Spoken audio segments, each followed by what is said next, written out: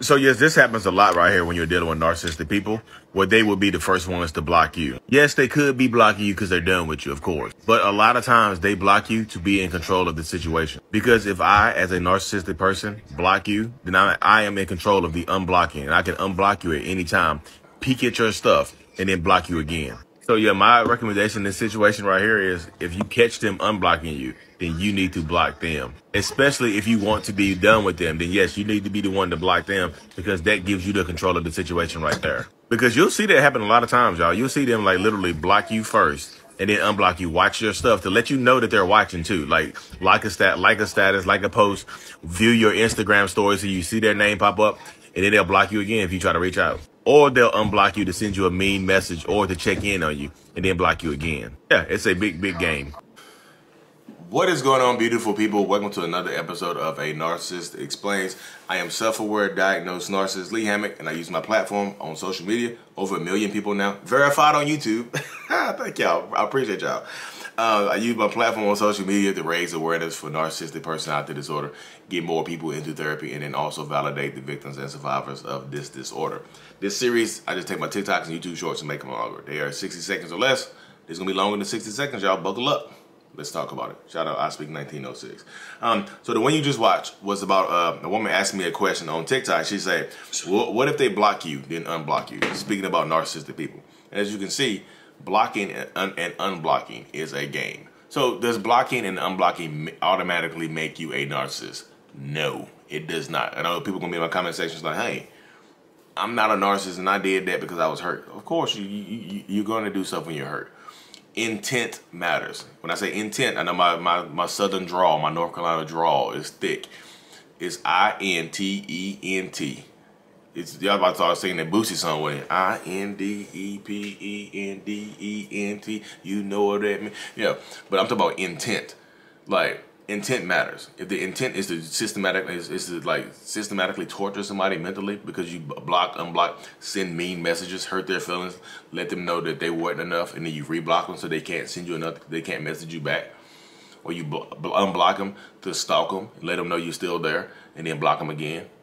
If that's your intent, if that is what you're doing, then you might be a narcissist. You might be very, very toxic. If you're doing that, stop. You know what I mean? Because narcissistic people, if a narcissist does that, to block and unblock, it's the control thing. It literally is a control mechanism, y'all. It just 100% is. That's how people control people. Right there. Just like, because if I discard you or you discard me and I block you on literally everything, that means that I can unblock you and your page is public, your social media stuff is public, then I can unblock you literally at any time, peek at your stuff, and dip out. Or I could just create a fake page. You know, I can peek at your stuff, dip out, send you a message, and then block you again so you can't respond. That's why I say, and I said in that video right there, like if you notice them blocking and unblocking you to send and say different stuff to you, when they unblock you, try to block them. I know Facebook allows you to do that. I don't know about, I think Instagram does too. I know TikTok does. TikTok, you can definitely do it. But YouTube is different. I don't know if you can message people on YouTube. But literally, if they unblock you, then you need to block them. Why not? I know people are not ready to move on and stuff like that, but this stuff can last a long time. I know people are going to ask me, they're like, how long could this blocking and unblocking thing last? It lasts as long as it lasts. It lasts as long as it can. Because people think they own you, y'all. People think you belong to them. So they're going to, and they will treat you as such. People think you belong to them. People think you're going to do what they say they want you to do. And things like that. That's literally how it goes right there. That's how it goes. Point blank period. Like if they think that you belong to them, they're going to treat you like you belong to them, regardless.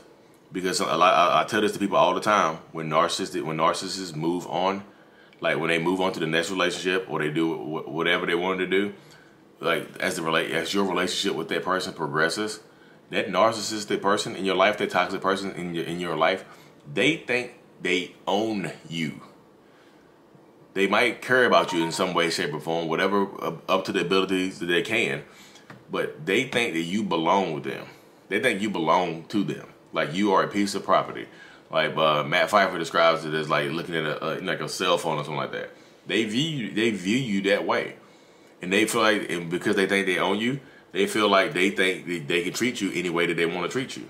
So blocking and unblocking you, torturing you, like mentally torturing you, sending you mean stuff, like just to unblock you, just to let you know how terrible a person you are. That's mental torture, y'all.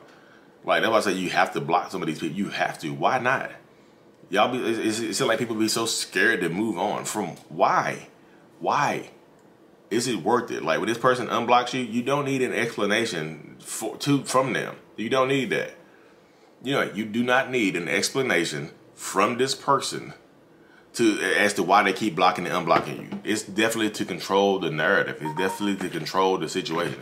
Man, I had to block. She crazy, bro. I had to block on everything. She wouldn't leave me alone. I had to block her. That's why I blocked her first, because she know how she get. You know, the smear. It can be used to smear you. Y'all know. You know, I told y'all how she be getting. I told y'all how they be getting. Like, because like if I don't block him, if it's a woman narcissist, if I don't block him, he stalks me. So I had to block him. I had to block him on everything. They'll tell that to your mutual friends. They'll tell that to the family that you cool with. They'll tell that to, you know, they'll tell that to everybody. That's why I keep telling people, I'm just like, if you get unblocked, if you notice that you are unblocked, or you notice that you can see their stuff, then block them. Because a lot of times, like sometimes the people won't, the narcissist will unblock you and not message you, not do anything. But if they are still on your mind, and you just, I want to see if I'm blocked now. And you type that name in your phone or computer, or whatever, and notice that you are unblocked, you are still thinking about that person. You're still trauma bonded to that person in some way, shape, or form, because they're still on your mind. You need to go ahead and block them right then and there. And some people I talked to some people over Zoom, and they was like, I'm just not ready to block them. I'm like, well, you about to be ready. Well, if you're not ready to block them and try to remove them from your life in that way, shape, or form, then you are ready for them to mess with you. You just are. And I know sometimes the way the relationship ends matters. Because if you are the one that did the discarding, if you are the one that initiated the breakup, or you are the one that cut off the contact, but they blocked you first, that's 100% to control the narrative. Yeah, yes, they could be done with you, y'all. I said that in the TikTok. They could just be done with you and whatever and be embarrassed at how it ended. Because narcissistic people do get embarrassed. They do feel shame and stuff like that. And we do hurt. So if you just, you know, break up with us for whatever reason, and then to save myself from being embarrassed and having to see you and hurt, I will block you. I will block you. Yeah, I'll block you. Like, oh my goodness, she embarrassed by breaking up with me. I'm going to go ahead and block her real quick. I'll block you on everything. Like, I might still try to fight for the relationship while I'm on the phone with you, but I feel like if it's not going the way that I want it to go, I'll go ahead and start blocking you while I'm talking to you on the phone. I'll have you on speakerphone on my headphones and start blocking you. So like, okay, I'm going to block her real quick. You know, just save embarrassment. You know, so you go look for me to block me. I'm already disappeared. You know, I've done something like that, man. I know how the mind works, y'all. It's a control thing. So if you break up with me, I'm going to block you. But if I break up with you, I'm going to do the same thing. If I break up with you, me blocking you on everything creates that disconnect in you to the fact that where you feel like you start to question yourself. If I block you, like, well, he doesn't want to be friends with me. No, I don't want to be friends with you. Yeah, I'm not getting to be. I want you, the narcissist, or me. I use they and me interchangeably. They want you to feel like you wasn't enough for them. They want you to feel like, and plus the blocking creates that allows me to be like ominous. Like you don't know what's going on in my life because I blocked you on everything. You have to reach out to your friends to contact me. You're letting your friends know you're still stuck with me. You're letting your friends, your family know that you're still thinking about me because you're blocked and you're asking them to look at my page. They're like, why you want to look at this page for? He broke up with you. I just need to see something. You want to see if I'm with somebody else, right? It creates that curiosity in your head. You know, curiosity killed the cat. And curiosity also drove the empath crazy.